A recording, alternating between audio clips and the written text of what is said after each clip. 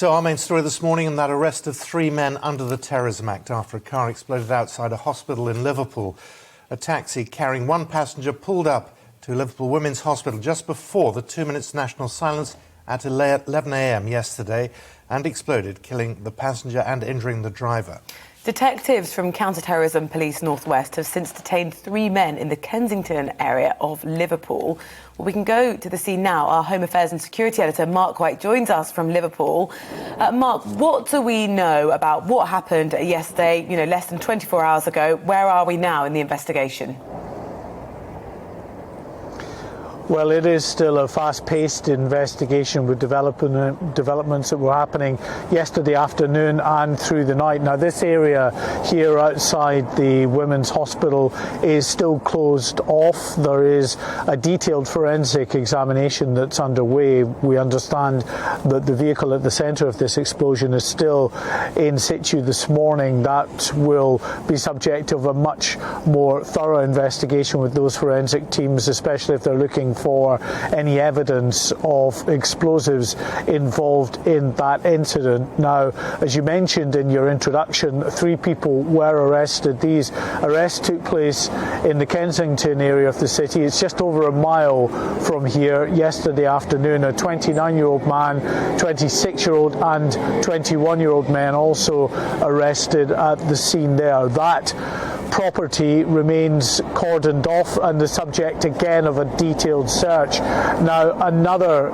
scene of activity is in Rutland Avenue, which is near Sefton Park, not far from that area in Kensington, again about a mile and a half or so from here. Now, a lot of police activity there. Armed police were seen at the scene there overnight, and indeed 2 police officers in plain clothes wearing body armour going in with negotiator written on that body armour. Now, the police, Merseyside Police, have not commented on that operation. It is an operationally sensitive matter, so they're not going to comment on that at this stage, but that is still ongoing, an indication that we are still very much in an active investigation of this taxi driver. Now, we know, Simon, that he was injured in this incident, not life-threatening injuries, thankfully. He's been treated in hospital for those injuries. So reports circulating now suggesting that he had picked up a man that had apparently asked to go to the main Remembrance Day service in the city. This taxi driver apparently had become suspicious about this man. He had seen something on this man as well, which again heightened his suspicions. They couldn't get, we're told, near the area where this remembrance service was taking place. Instead, they came to this area. And again, according to reports, it's not been confirmed by the police, but we would expect that kind of detail to come out probably a bit later today. We will, I'm sure, as the day unfolds, get more in the way of updates from the police. The suggestion is that this taxi driver locked the vehicle and got out of that car just as there was an explosion inside, as I say, injuring him, thankfully not badly. We do know there have been 3 arrests. What happened yesterday? What do we know about those? Well, those 3 men that were arrested have been taken to police stations in Liverpool. They are being questioned now. This is an investigation that is being led by the North West Counter-terrorism Unit in conjunction with Merseyside Police. It has not yet been officially declared a terrorist incident, but given that they are the lead, given that the 3 men were arrested yesterday under the Terrorism Act, it tells you the direction that this investigation is going in. And of course, as I said at the beginning, this is still very much an active process in terms of trying to gather as much information as they can and indeed ensure that all potential suspects are accounted for. And as I say, this operation, we understand, is still ongoing in the Sefton Park area this morning. morning with armed police and police negotiators